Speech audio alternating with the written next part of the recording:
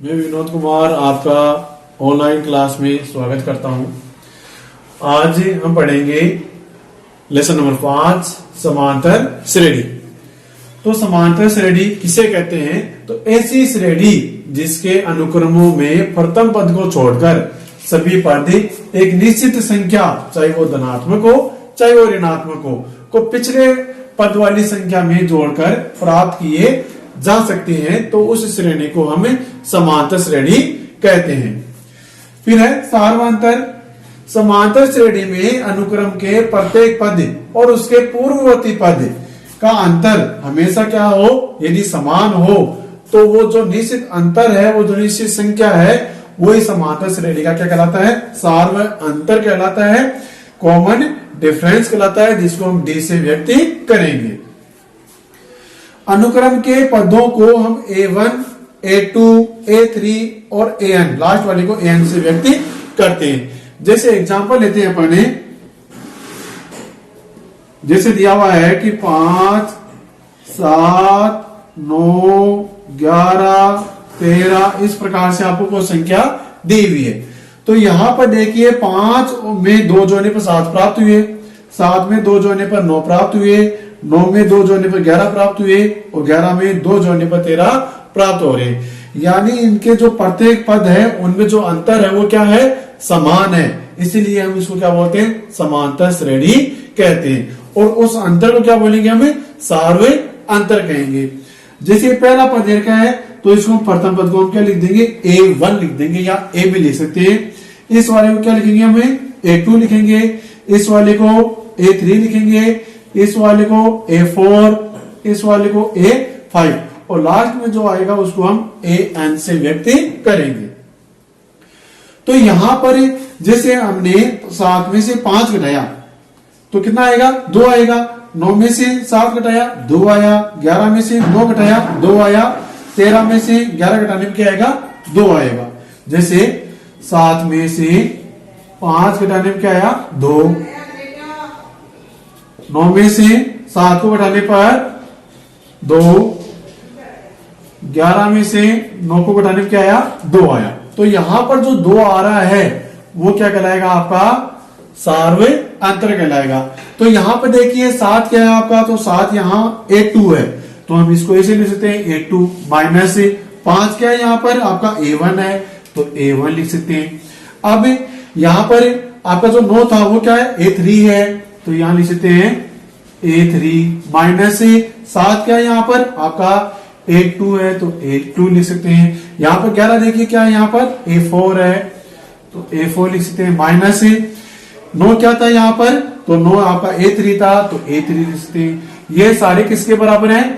D के बराबर है, क्योंकि जो 2 आया था वो क्या कहलाएगा? सार्वंतर कहलाएगा, यानी किसके बराबर है? D के बराबर है। तो हम इसको ऐसे लिख सकते हैं कि A2 माइनस A1 बराबर किसके? A3 माइनस A2 बराबर क्या कहलाएगा? A4 minus A3। यदि इस रूप में है तो वो श्रेणी, यानी A2 दूसरे पद और पहले पद का अंतर, तीसरे पद और दूसरे पद का अंतर और चौथे पद और तीसरे पद का अंतर यदि क्या आ रहा है? बराबर है, तो वो समांतर श्रेणी है, अन्यथा वो समांतर श्रेणी नहीं होगी।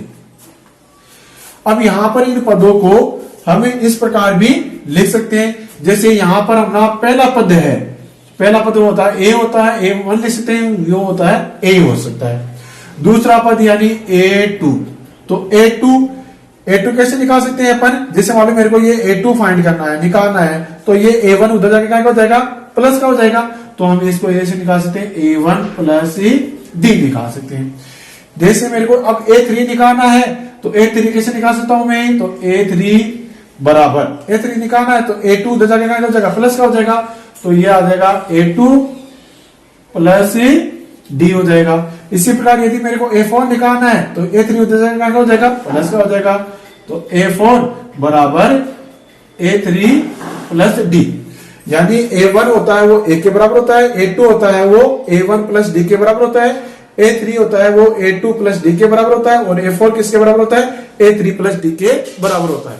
अर्थात इन पदों को हमें निम्न प्रकार से लिख सकते हैं। जैसे प्रथम पद A1 बराबर A, दूसरा पद a2 बराबर a1 प्लस डी, तीसरा पद a3 बराबर a2 प्लस डी, चौथा पद a4 बराबर a3 प्लस डी, पांचवा पद a5 बराबर a4 प्लस डी।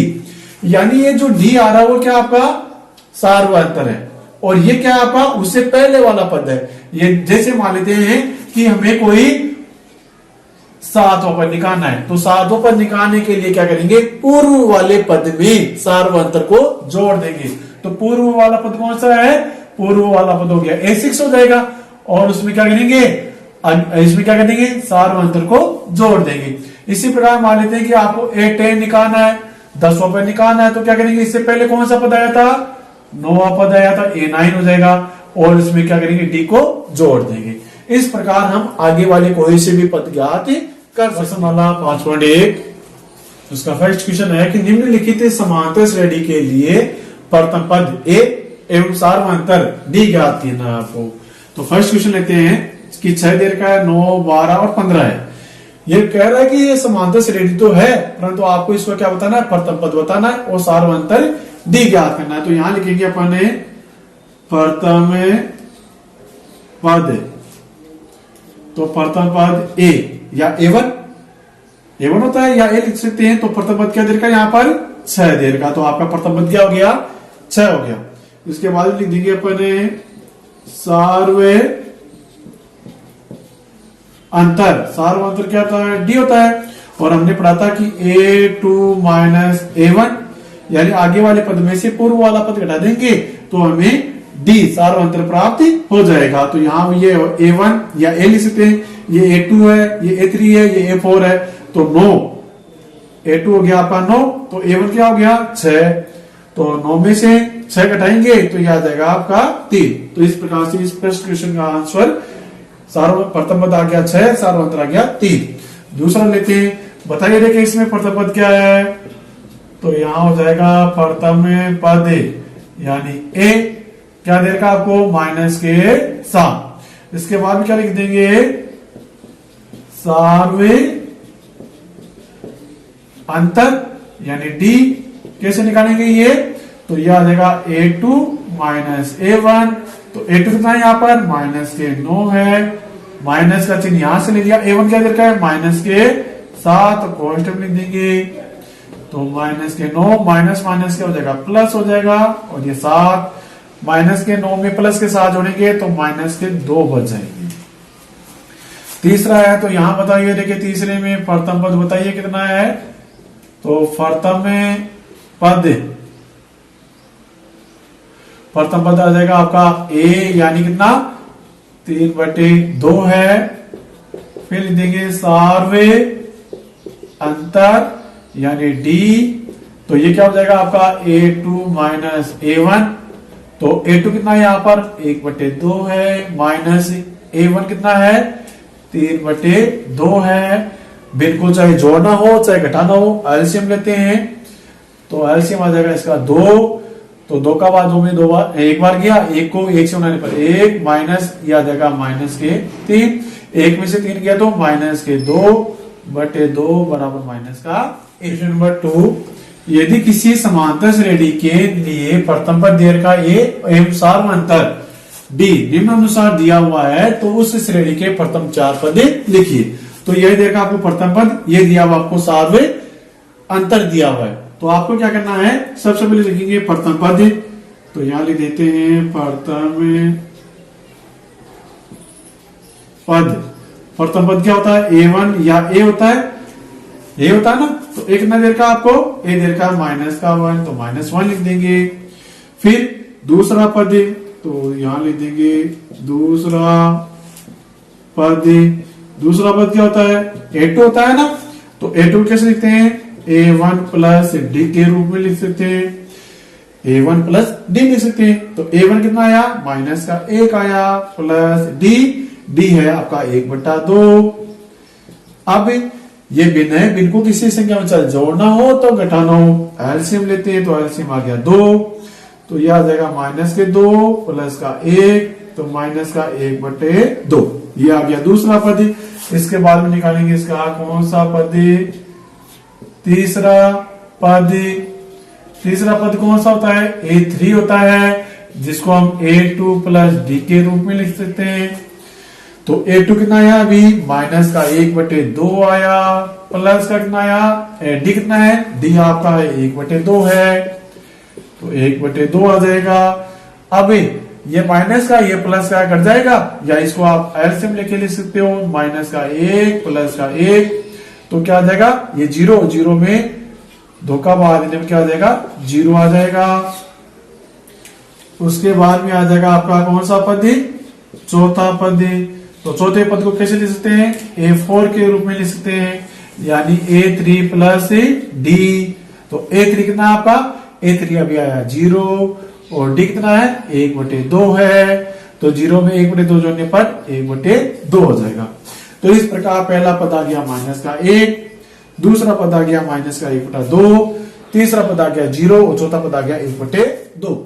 इसके बाद में है तीसरा क्वेश्चन दे रखा है, ये देखा ए यानी प्रथम पद दिया हुआ है, सारवंत दे रखा 1.1 और वही आगे के आपको इसके प्रथम 4 पद याद करने हैं।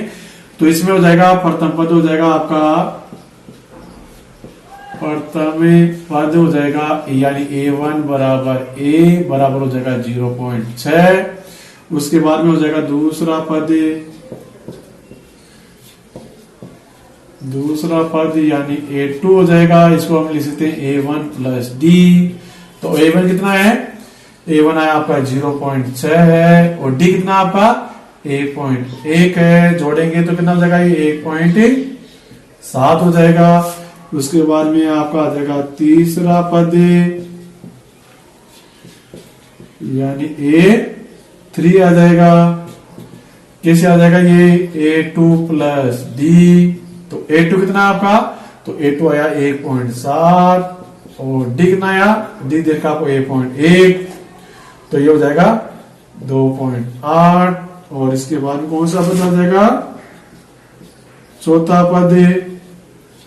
तो चौथा पद होता है A4 होता है, तो यहाँ A3 प्लस डी, A3 है आपके पास 2.8 प्लस 1.1, तो यह आ जाएगा 2 और 1 3.9।